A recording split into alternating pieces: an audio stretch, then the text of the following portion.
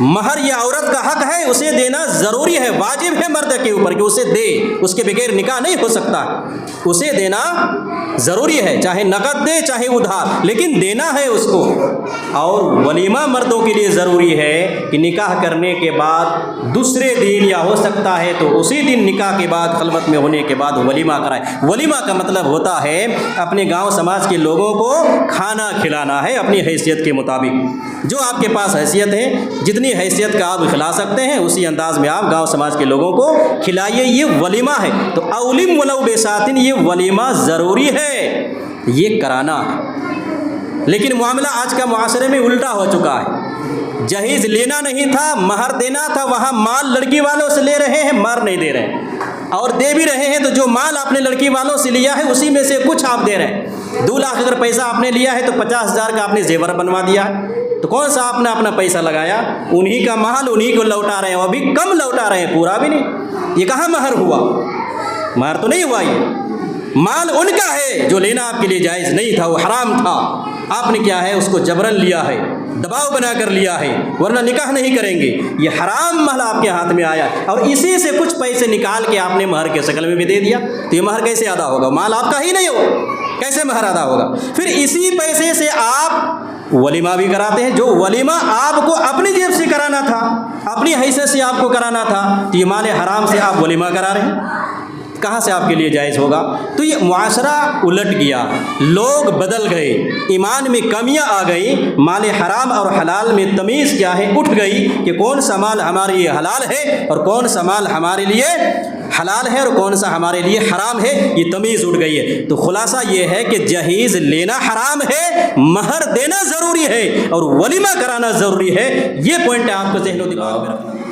نحمده ونستعینه ونستغفره ونعوذ بالله من شرور أنفسنا ومن سيئات أعمالنا، من يهده الله فلا مضل له ومن يضلل فلا هادي له، وأشهد أن لا إله إلا الله وحده لا شريك له، وأشهد أن محمدا عبده ورسوله، أما بعد فإن خير الحديث كتاب الله وخير الهدي هدي محمد صلى الله عليه وسلم، وشر الأمور محدثاتها وكل محدثة بدعة وكل بدعة ضلالة وكل ضلالة في النار۔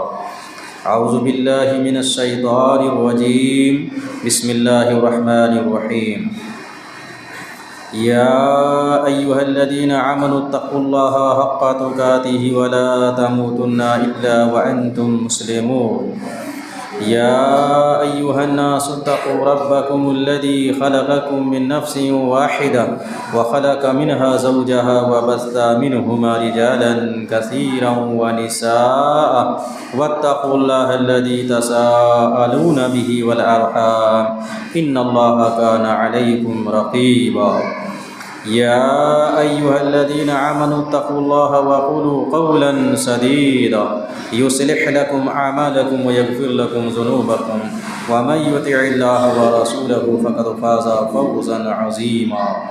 بسم الله الرحمن الرحيم۔ وآتوا النساء صدقاتهن نحلة فإن تبن لكم عن شيء منه نفسا فكلوه هنيئا مريئا۔ رب اشرح لي صدري ويسر لي أمري واحلل عقدة من لساني يفقهوا قولي، ربي زدني علما ربي زدنی علما ربی زدنی علما۔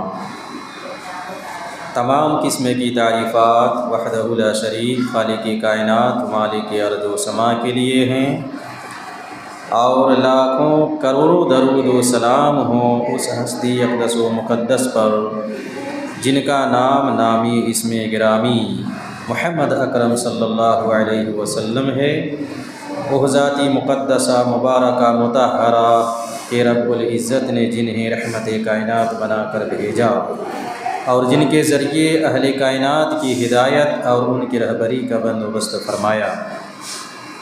محمد الرسول اللہ صلی اللہ علیہ وسلم اس دنیا میں اللہ کے آخری نبی آخری رسول بنا کر مبعوث کیے گئے، جنہوں نے دنیائے انسانیت کے سامنے ایک مکمل نظام زندگی اور ایک مکمل نظام حیات پیش کیا ہے۔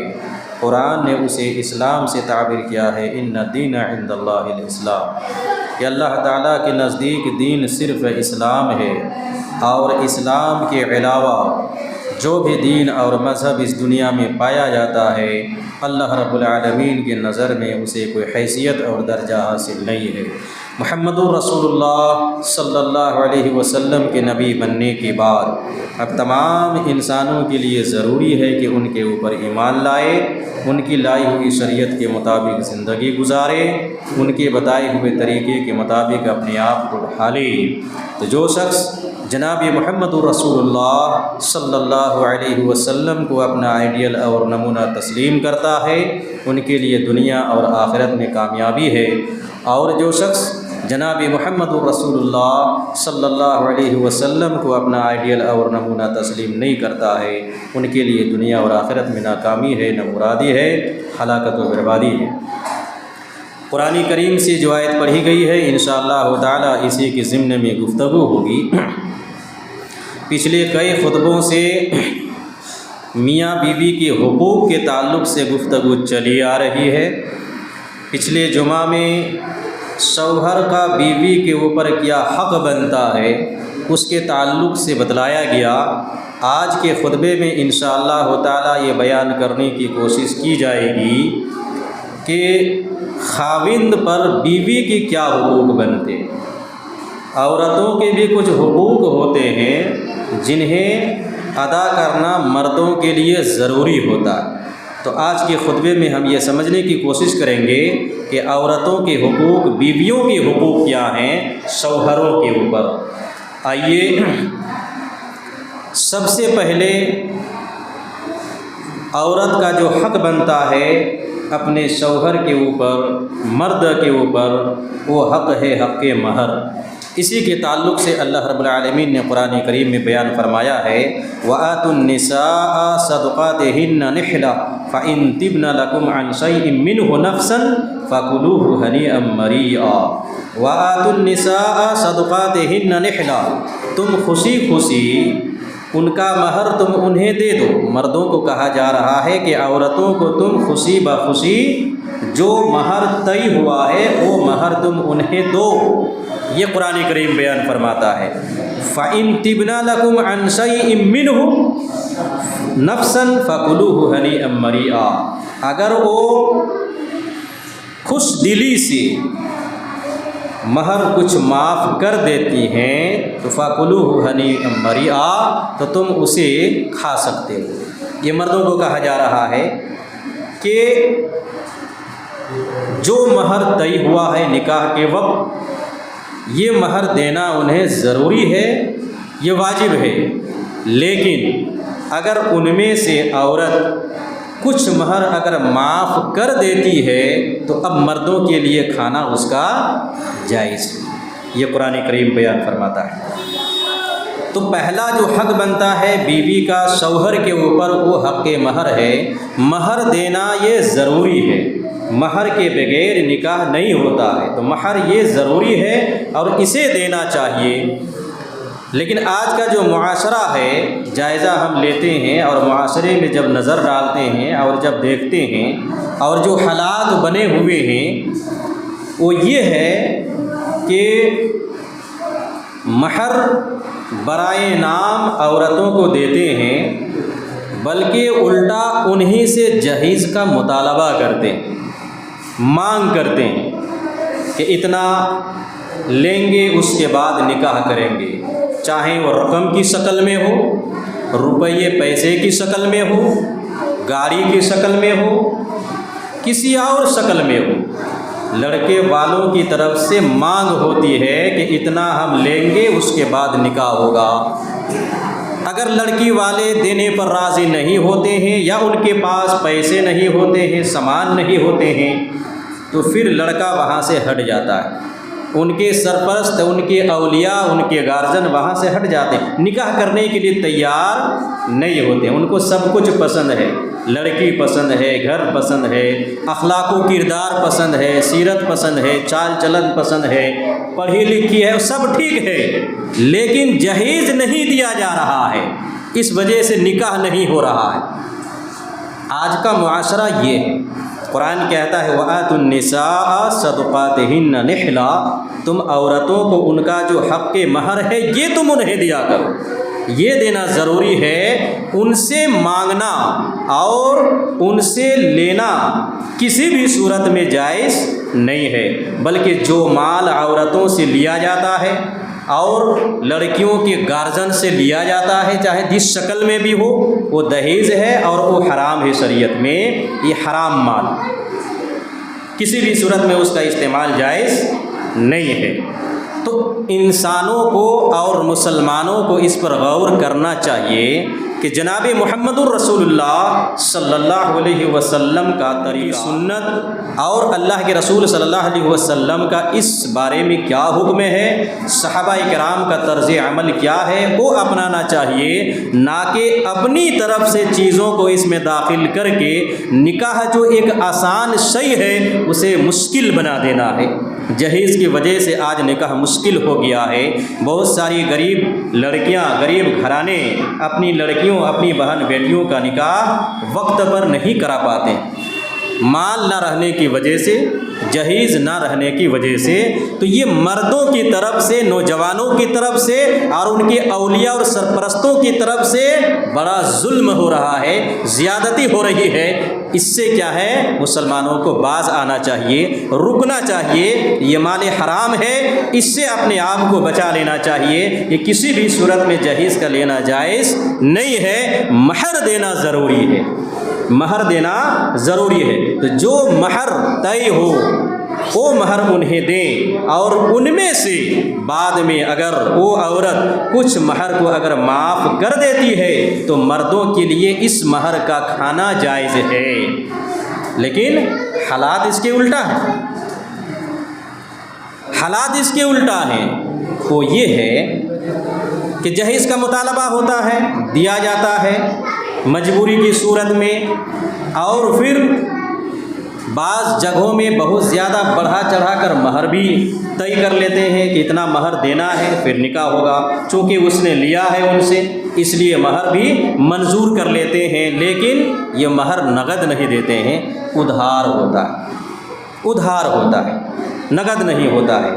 اور پھر دل میں یہ نیت ہوتی ہے کہ مہر تو باندھ دیا گیا ہے، لکھ دیا گیا ہے، طے کر دیا گیا ہے، لیکن مستقبل میں اسے ادا نہیں کرنا ہے، بس یوں ہی باندھ دیا، رسمی طور پر باندھ دیا گیا ہے، رسمی طور پر مہر لکھ دیا گیا ہے، لیکن دل میں یہ ارادہ ہوتا ہے کہ اسے نہیں دینا، دل میں یہ ارادہ ہوتا ہے اسے نہیں۔ آج کی حالات یہی ہیں۔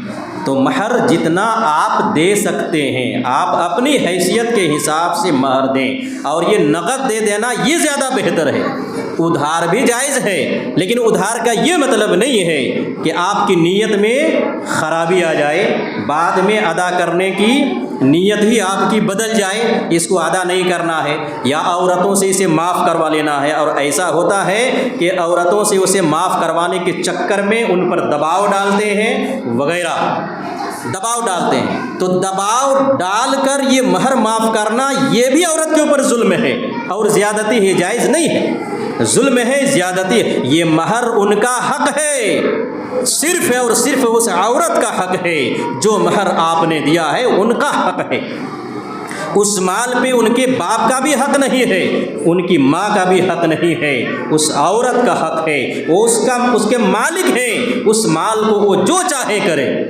ہاں، خوشی سے کچھ مال ان میں سے اپنے باپ کو اگر دیتی ہے تو باپ کے لیے کھانا جائز ہے، کچھ مال ان میں سے اپنی ماں کو اگر دیتی ہے تو ماں کے لیے کھانا جائز ہے۔ لیکن اگر نہیں دینا چاہتی ہے، اپنے اوپر وہ صرف کرنا چاہتی ہے، تو ان کا اپنا مال ہے، کوئی نہیں لے سکتا۔ کوئی اگر زبردستی کرتا ہے، باپ ہو، ماں ہو، بھائی ہو، کہ 10,000 مہر طے ہوا ہے یا 25,000 مہر طے ہوا ہے، اور دینے والے نے نقد دے بھی دیا ہے، لیکن اس مال کو، اس پیسے کو باپ ہتھیا لیتے ہیں، ماں ہتھیا لیتی ہے، یا بھائی اس کو ہتھیا لیتے ہیں، یا گارجن اس کو لے لیتے ہیں اور اپنے تصرف میں لے آتے ہیں، یہ جائز نہیں ہے، یہ غلط ہے۔ کیونکہ اس بیٹی کا مال ہے، اس بہن کا مال ہے، وہ اسے استعمال کرنے دیجیے۔ ہاں، وہ اگر اپنی خوشی سے، اجازت سے، دل خوشی سے اگر کچھ ان میں سے آپ کو دیتے ہیں، چاہے شوہر کو دے دیں، چاہے وہ باپ کو دے دے، بھائی کو دے دے، ماں کو دے دے، تو یہ اب ان کے لیے استعمال کرنا جائز ہے، باصورت دیگر جائز نہیں ہے۔ وہی قرآن کہتا ہے وَآتُوا النِّسَاءَ صَدُقَاتِهِنَّ نِحْلًا، تم عورتوں کو ان کا مہر خوشی خوشی دو، فَإِن تِبْنَ لَكُمْ عَن شَيْءٍ مِّنْهُ نَفْسًا فَكُلُوهُ هَنِيئًا مَرِيئًا، اگر یہ خوشی سے ان میں سے کچھ اگر دے دیتے ہیں فَكُلُوهُ هَنِيئًا مَرِيئًا، تو اب اس کا تمہارے لیے کھانا جائز ہے، یہ قرآن نے بتلایا۔ تو شریعت کے نقطے کو، اصول کو، ضابطے کو، قانون کو سمجھنا ضروری ہے تاکہ برائیوں سے بچ سکیں۔ ایک حدیث دیکھیے اس کے تعلق سے، اللہ کے رسول صلی اللہ علیہ وسلم بیان فرماتے ہیں ایما رجل تزوج امرأة على ما قل من المہر او کثر لیس فی نفسه ان یؤدی الیها حقها خدعها فمات ولم یؤدی الیها حقها لقی اللہ یوم القیامہ وهو زان۔ صحیح الترغیب کی حدیث ہے، یہ حدیث صحیح ہے۔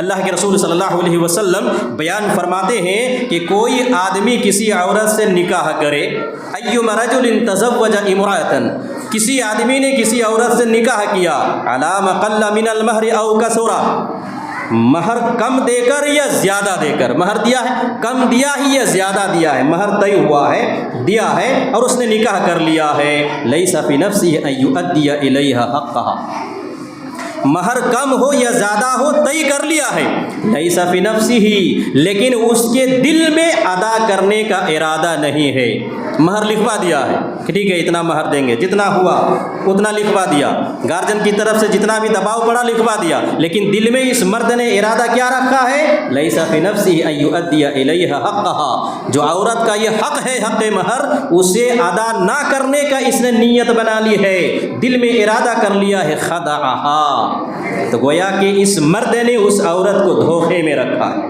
عورت تو سمجھ رہی ہے کہ اتنا مہر طے ہوا ہے، مجھے آج نے کل تو ملنا ہے، یہ میرا مال ہے، یہ مجھے ملے گا، میں اس پیسے سے کچھ بھی کر سکوں گی، اس کی تو خواہشات یہ ہیں، ان کے تو دل یہ ہے، لیکن اس مرد نے دل میں کیا ارادہ کیا ہے، لکھوا لیا ہے، لیکن دل میں ان کا ارادہ ہے کہ اسے ادا نہیں کرنا ہے، خدعہا، اس نے اس عورت کو اس معاملے میں دھوکے میں رکھا ہے، فماتا، پھر اسی حالت میں ان کی موت آ جاتی ہے، مہر ادا کرنے کا ارادہ نہیں، پھر اسی حالت میں ان کی موت ہو جاتی ہے، وَلَمْ يُؤَدِّ إِلَيْهَا حَقَّهَا، اور اس نے حق مہر کو ادا نہیں کیا، انجام کیا ہوگا، لقی اللہ یوم القیامہ وَهُوَ زَانٍ، قیامت کے دن یہ آدمی اللہ سے ملاقات کرے گا اس حال میں کہ یہ بدکار ہوگا، زناکار ہوگا۔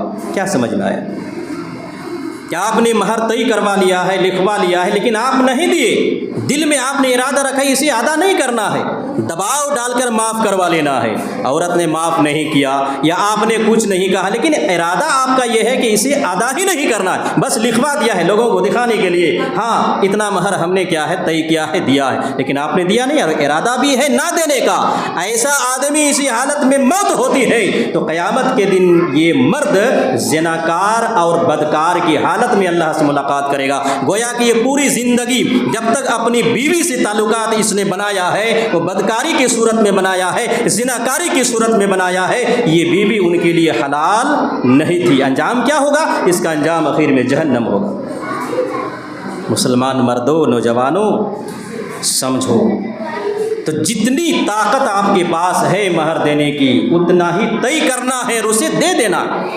ادھار جائز ہے، لیکن ادھار کا یہ مطلب نہیں ہے کہ آپ اس کو دینا ہی نہیں ہے، دینا ہے، اس کو طے کر لینا ہے، 1 مہینہ میں دینا ہے، 2 مہینہ میں دینا ہے، 6 مہینے کے بعد دینا ہے کہ سال بھر کے بعد دینا ہے، یہ طے ہو جانے کے بعد اسے اس وقت میں دینا ہے، یہ واجب ہے، ضروری ہے۔ تو اللہ کے رسول صلی اللہ علیہ وسلم نے اس میں بیان فرمایا کہ تھوڑا یا زیادہ مہر آپ نے طے کیا اور آپ کے دل میں یہ ارادہ ہے کہ نہیں دینا ہے، پھر اسی حالت میں اگر آپ کی موت ہو گئی ہے تو قیامت کے دن اللہ سے زناکاری اور بدکاری کی حالت میں ملاقات کریں گے۔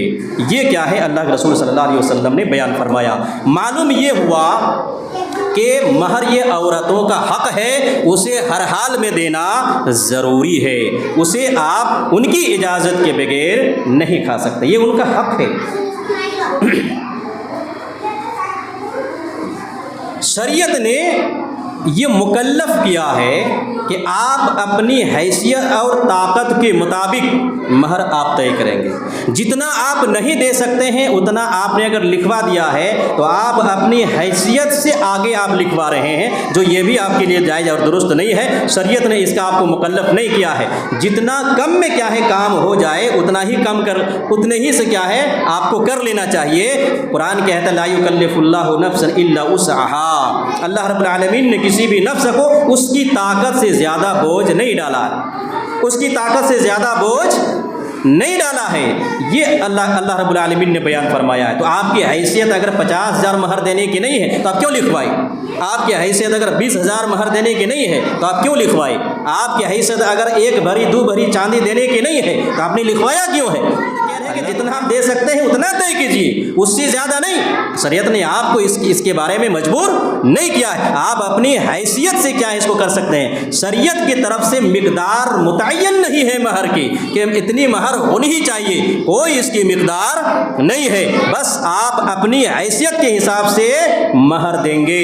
یہی قرآن کہتا ہے لا یکلف اللہ نفسا الا وسعها، طاقت سے زیادہ اللہ نے کسی بھی نفس کو اس پر وزن نہیں ڈالا ہے، اس پر کیا ہے بوجھ نہیں ڈالا ہے۔ اور ایک حدیث ہے اللہ کے رسول صلی اللہ علیہ وسلم بیان فرماتے ہیں، ایک صحابی اللہ کے رسول کی خدمت میں حاضر ہوئے اور انہوں نے کہا اللہ کے رسول میں نے ایک انصاری عورت سے کیا ہے میں نے نکاح کر لیا ہے۔ تو اللہ کے رسول نے کہا کہ مہر میں کیا دیا ہے؟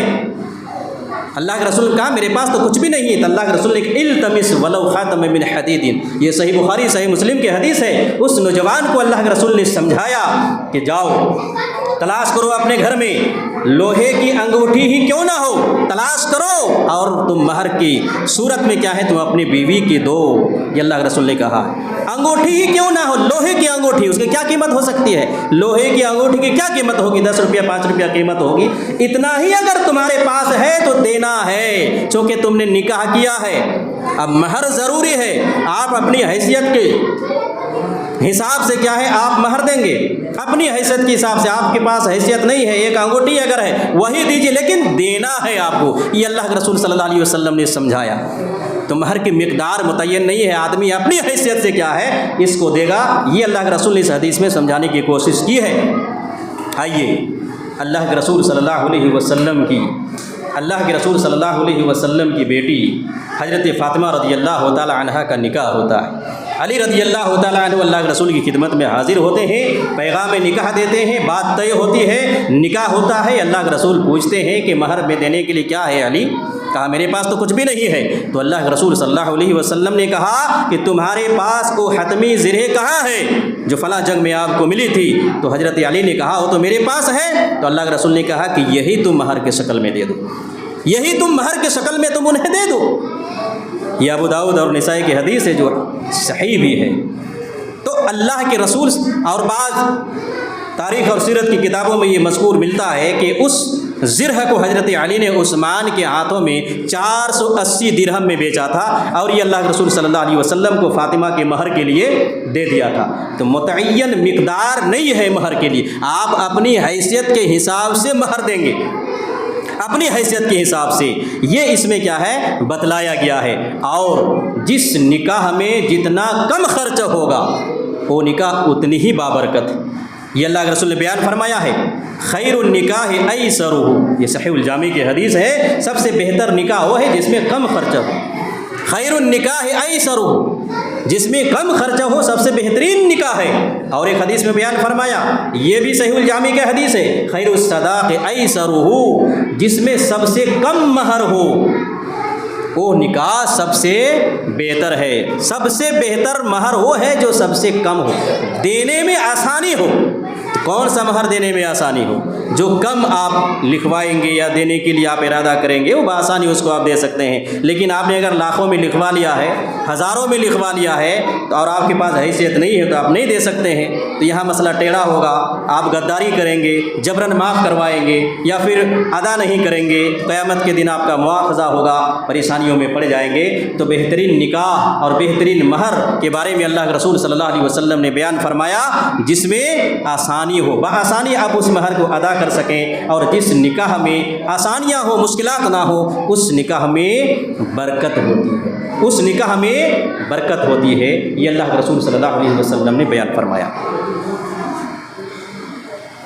تو یہ حق مہر، پہلا حق بیوی کا شوہر کے اوپر یہ بنتا ہے کہ شوہر اپنی بیوی کو مہر کی شکل میں جو ان کا حق ہے وہ دے، اور اس کے تعلق سے جو میں نے بتلایا کہ کوئی مقدار اس کے تعلق سے متعین نہیں ہے، اپنی حیثیت کے حساب سے آدمی مہر کو دے گا، اپنی حیثیت کے حساب سے آدمی مہر کو دے گا۔ بہت زیادہ مہر دے دینا یہ بہت زیادہ کوئی نیکی کا کام بھی اس میں نہیں ہے کہ آپ بہت زیادہ مہر دے دیے تو آپ کو بہت زیادہ نیکیاں مل گئیں، یا آپ بہت زیادہ کیا ہے متقی اور پرہیزگار ہو گئے، ایسا بھی معاملہ نہیں ہے۔ اللہ کے رسول صلی اللہ علیہ وسلم کی جتنے آپ نے نکاح کیے ہیں، اسی طرح سے اللہ کے رسول کی بیٹیاں جو آپ نے نکاح کروایا ہے، ان سب کا مہر آپ دیکھیں گے تو اس وقت کا جو سونے اور چاندی کا درہم اور دینار جو چلتے تھے تو اس کے بارے میں معلوم ہوتا ہے کہ 500 درہم چاندی، 500 درہم یہ اللہ کے رسول صلی اللہ علیہ وسلم نے اپنی بیویوں کو مہر کی شکل میں دیا۔ اسی طرح سے اپنی بیٹیوں کا بھی مہر اسی انداز میں طے ہوا۔ چنانچہ ابو سلمہ ابن عبد الرحمن رضی اللہ تعالیٰ عنہ بیان کرتے ہیں کہ میں نے حضرت عائشہ سے پوچھا ازواج مطہرات نبی کی بیویوں کے مہر کے تعلق سے، تو حضرت عائشہ رضی اللہ تعالیٰ عنہ نے بیان فرمایا اس کے تعلق سے 12.5 اوقیہ چاندی یہ آپ نے اپنی بیویوں کو مہر میں دیا ہے۔ 12.5 اوقیہ چاندی، 12.5 اوقیہ چاندی یہ 500 درہم بنتے ہیں۔ اس وقت چاندی کے سکے چلتے تھے جن کو درہم کہا جاتا ہے، سونا کا سکہ چلتا تھا جن کو دینار کہا جاتا ہے، تو 12.5 اوقیہ چاندی یہ 500 درہم بنتے ہیں۔ تو اپنی تمام بیویوں کو آپ نے اسی انداز میں مہر دیا ہے، بیٹیوں کا بھی مہر اسی انداز میں طے ہوا ہے۔ تو یہ بہت زیادہ نہیں ہے، اس وقت سونا اور چاندی بہت زیادہ قیمتی مال نہیں تھے۔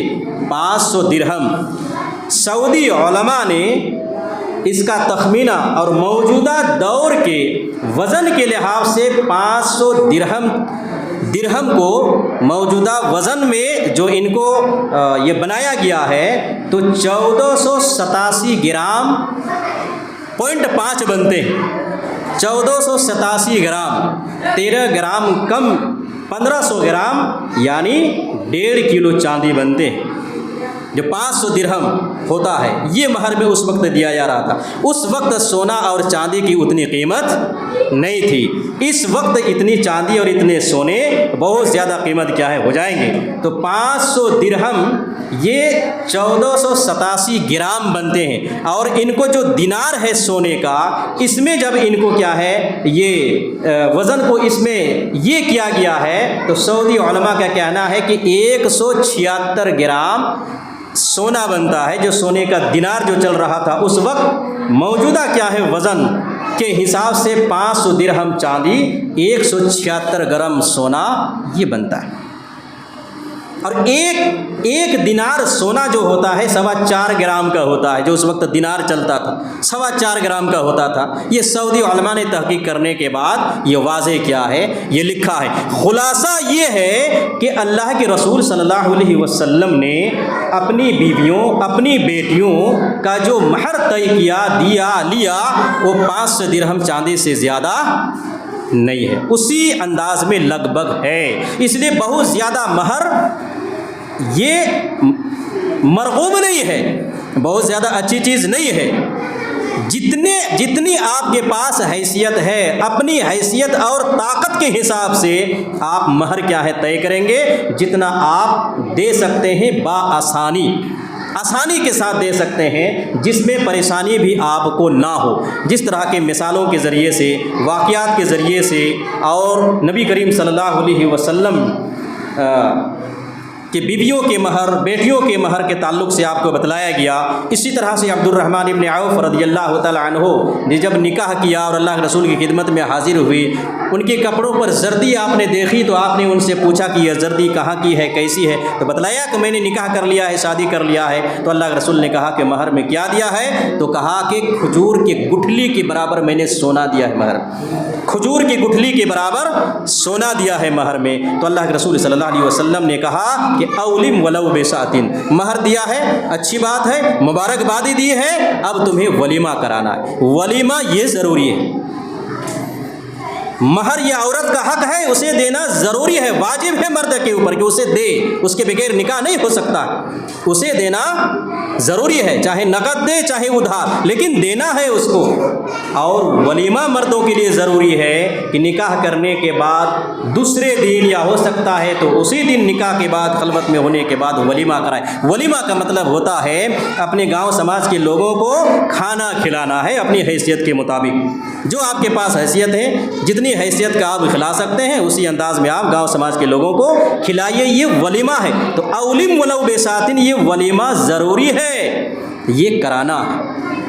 لیکن معاملہ آج کا معاشرے میں الٹا ہو چکا ہے، جہیز لینا نہیں تھا، مہر دینا تھا، وہاں مال لڑکی والوں سے لے رہے ہیں، مہر نہیں دے رہے ہیں، اور دے بھی رہے ہیں تو جو مال آپ نے لڑکی والوں سے لیا ہے اسی میں سے کچھ آپ دے رہے ہیں۔ 2 لاکھ اگر پیسہ آپ نے لیا ہے تو 50,000 کا آپ نے زیور بنوا دیا ہے، تو کون سا آپ نے اپنا پیسہ لگایا؟ انہی کا مال انہی کو لوٹا رہے ہیں، ابھی کم لوٹا رہے ہیں، پورا بھی نہیں، مہر تو نہیں ہوا، یہ مال ان کا ہے جو لینا آپ کے لیے جائز نہیں تھا، وہ حرام تھا، آپ نے کیا ہے اس کو جبرن لیا ہے، دباؤ بنا کر لیا ہے، ورنہ نکاح نہیں کریں گے، یہ حرام مال آپ کے ہاتھ میں آیا اور اسی سے کچھ پیسے نکال کے آپ نے مہر کے شکل میں بھی دے دیا، تو یہ مہر کیسے ادا ہوگا؟ مال آپ کا ہی نہیں ہو، کیسے مہر ادا ہوگا؟ پھر اسی پیسے سے آپ ولیمہ بھی کراتے ہیں، جو ولیمہ آپ کو اپنی جیب سے کرانا تھا، اپنی حیثیت سے آپ کو کرانا تھا، تو یہ مال حرام سے آپ ولیمہ کرا رہے ہیں، کہاں سے آپ کے لیے جائز ہوگا؟ تو یہ معاشرہ الٹ گیا، لوگ بدل گئے، ایمان میں کمیاں آ گئی، مال حرام اور حلال میں تمیز کیا ہے اٹھ گئی کہ کون سا مال ہمارے لیے حلال ہے اور کون سا مال ہمارے لیے حلال ہے اور کون سا ہمارے لیے حرام ہے، یہ تمیز اٹھ گئی ہے۔ تو خلاصہ یہ ہے کہ جہیز لینا حرام ہے، مہر دینا ضروری ہے اور ولیمہ کرانا ضروری ہے، یہ پوائنٹ آپ کو ذہن و دماغ میں رکھنا ہے۔ آپ کے پاس اگر ولیمہ کرانے کی طاقت نہیں ہے تو آپ کے پاس جتنا ہے، اللہ کے رسول صلی اللہ علیہ وسلم نے ازواج مطہرات جو متعدد بیویاں ہیں، آپ نے جو نکاح کیا ہے، کسی بیوی کے نکاح میں آپ نے ستو کیا ہے اور صحابہ کرام سے کہا کہ کھجور وغیرہ جو کچھ بھی آپ لوگوں کے پاس لائیے، جمع کیے اور جمع کیا اور سب ملا کر کیا ہے بنا دیا اور سب کو وہی ولیمہ کرا دیا۔ نہیں تھے آپ کے پاس، مال نہیں تھے، متاع نہیں تھے، فراوانی نہیں تھی، پریشانیاں تھیں، تو جو ہو سکا چندہ کی شکل میں کی اور ولیمہ کرا دیا، ہو گیا۔ لیکن بعض بیویوں کے نکاح میں آپ کے پاس مال تھا تو آپ نے بکری ذبح کیا اور گوشت، روٹی، بھات وغیرہ یہ سب کیا ہے صحابہ کرام کو ولیمہ کرایا، تو اپنی حیثیت کے حساب سے آپ کو کرانا۔ یہ نہیں کہ آپ نکاح کر رہے ہیں، دباؤ لڑکی والوں کے اوپر ڈال رہے ہیں کہ اتنا پیسہ لیں گے، اور آپ نے ذہن و دماغ میں ایک منصوبہ بنایا ہے، ایک خاکہ بنایا ہے کہ ہمارے تو اتنے رشتہ دار ہیں، اتنے دوست و احباب ہیں اور اتنے دور دراز سے بڑے بڑے لوگ آئیں گے، ان کی خاطرداری ہوگی، مہمان نوازی ہوگی، ٹینٹ بنے گا، شامیانہ بنے گا اور اس طرح سے لائٹیں وغیرہ لگیں گی، یہ خرچ کہاں سے آئے گا؟ اپنی جیب سے یہ مرد، یہ لڑکا، یہ گارجن نہیں کرنا چاہتا ہے، لڑکی کے باپ کے سر پہ بیل پھوڑنا چاہتا ہے، وہاں سے جبرن اور کسی بھی صورت میں مجبور کر کے مال لیتا ہے اور یہ حرام طریقے سے مال کو خرچ کرتا ہے، جو کہ حرام ہے، صریح طور پر کیا ہے، یہ حرام ہے، یہ جائز اور درست نہیں ہے۔ تو یہ منصوبہ بناتا ہے انسان اور اس منصوبے کے چکر میں لڑکی کے باپ کو پیستا ہے کہ سالوں بھر لڑکی کے باپ اپنا سر نہیں اٹھا سکتا ہے کہ بیٹی کے جہیز میں جو مال دیا ہے ان کے پاس نہیں تھا، ہزاروں لوگوں سے انہوں نے قرض لیا ہے، بھیک مانگا ہے، تب جا کے کیا ہے دہیز دیا ہے اور بیٹی کی ڈولی کو اٹھایا ہے، اب کیا ہے کئی سال ان کی زندگی کے لگتے ہیں ان قرضوں کو چکانے میں، ادا کرنے میں، اور کیا ہے اس سود کو کیا ہے بھرنے میں۔ ان سب کا ذمہ دار کون ہوگا؟ یہ لڑکا ہوگا، لڑکا کا باپ ہوگا، ان کی ماں ہوگی، ان کے گارجن ہوں گے۔ تو مسلمانوں یہ حالات آج دنیا سے بن گئے۔ اگر ذہن آپ بنائیں گے نبی کریم صلی اللہ علیہ وسلم کی سیرت طیبہ اور صحابہ کرام کی واقعیت اور حدیثوں کو سیرتوں کو ذہن و دماغ میں اگر آپ بیٹھائیں گے تو آپ کے اندر یہ منصوبہ ہی نہیں آئیں گے کہ اتنے مہمان اور اتنے دور دراز سے لوگ آئیں گے اور ایسی عالیشان ہمارا ولیمہ ہوگا۔ نہیں، ہمارے پاس جو کچھ بھی ہے سمپل انداز میں ہم ولیمہ کرائیں گے، جو حیثیت ہے۔ اگر ہم کیا ہیں آلو ترکاری دال اور بھات ہی سے اگر کرا سکتے ہیں تو وہی آپ کے لیے کافی ہے۔ مزید حرام مال لے کر آپ کو گوشت روٹی کرنے کی ضرورت نہیں ہے، بریانی کرنے کی ضرورت نہیں ہے، پلاؤ کرنے کی ضرورت نہیں ہے۔ اپنی حیثیت کے حساب سے آپ کو ولیمہ بھی کرانا ہے اور اپنی حیثیت کے حساب سے آپ کو مہر بھی دینا ہے۔ تو میں یہ کہہ رہا تھا کہ بیوی کا شوہر کے اوپر جو حق بنتا ہے، پہلا حق وہ حق کے مہر ہے، اسے دینا ضروری ہے، یہ واجب ہے، اس کے بغیر نکاح جائز اور درست نہیں ہے۔ اور جس مرد نے کیا ہے مہر طے کرنے کے بعد پھر دھوکے میں اپنی بیوی کو رکھا اور زندگی بھر کیا ہے اس مہر کو ادا نہیں کیا، اس حال میں اسی حالت میں ان کی موت ہو گئی، تو قیامت کے دن یہ مرد اللہ رب العالمین سے زانی اور بدکاری کی حالت میں ملے گا، زناکار کی حالت میں ملے گا، گناہگار کی حالت میں ملے گا، اور اس کا انجام بڑا خطرناک ہوگا، آخر میں جہنم میں پھینک دیا جائے گا۔ اللہ رب العالمین سے دعا ہے کہ اللہ تعالی ہم تمام مسلمانوں کو صحیح معنوں میں قرآن و احادیث کو سمجھنے، ان کے مطابق عمل پیرا ہونے کی توفیق عنایت فرما۔ اے اللہ ہم سب گناہگار ہیں تو ہم سب کے گناہوں کو بخش دے، معاف کر دے۔ جہاں کہیں بھی مسلمان پریشان حال ہیں اللہ رب العالمین ان کی پریشانیوں کو دور عطا فرما۔ اللہ رب العالمین مسلمانوں کو، نوجوانوں کو اور ان کے گارجنوں کو قرآن و احادیث کو سمجھنے اور شادی بیاہ میں قرآن و احادیث کا جو اصول ہے اور جو ضابطہ ہے اسے سمجھنے اور اس کے مطابق عمل پیرا ہونے اور کرنے کی توفیق عنایت فرما۔ اے اللہ ہمارے معاشرے میں شادی بیاہ کے تعلق سے جو بھی غلط رسمیں آ چکی ہیں، جہیز کی شکل میں، ولیمہ کی شکل میں، کسی اور شکل میں، چمان وغیرہ اور بہت ساری چیزیں ہیں اس میں، نیگی بھیگی وغیرہ، یہ سب غلط ہیں، حرام ہیں۔ انشاءاللہ پوائنٹ اپ پوائنٹ ہم اپنے وقت کے لحاظ سے ان ساری چیزوں کو دلائل کی روشنی میں آپ کے سامنے بیان کریں گے کہ یہ غیر شرعی چیزیں ہیں، یہ حرام ہے، یہ ہندوانہ رسم ہے، اور مسلمانوں نے اپنے رسم و رواج میں، اپنی شادی بیاہ میں جو کہ پاکیزہ رشتہ تھا اس میں داخل کر کے اس رشتے کو، مقدس رشتے کو انہوں نے کیا ہے تار کیا ہے اور داغدار بنایا ہے۔ اللہ رب العالمین مسلمانوں کو تو سمجھ دے، توفیق عنایت فرما کہ قرآن و احادیث کو یہ اپنا اصول بنائے، اسوہ بنائے، رہنما بنائے اور ان کے مطابق اپنی زندگی کو گزارے اور جہاں کہیں بھی زندگی میں لغزشیں ہوئی ہیں، خطائیں ہوئی ہیں، غلطیاں ہوئی ہیں، اللہ رب العالمین تو معاف کرنے والا ہے، اسے معاف کرنے کی توفیق عنایت فرما۔ اے اللہ ہم سب گناہگار ہیں تو ہم سب کے گناہوں کو بخش دے، معاف کر دے۔ ربنا ظلمنا انفسنا وان لم تغفر لنا وترحمنا لنكونن من الخاسرين وربنا آتنا في الدنيا حسنة وفي الآخرة حسنة وقنا عذاب النار وآخر دعوانا ان الحمد لله رب العالمين۔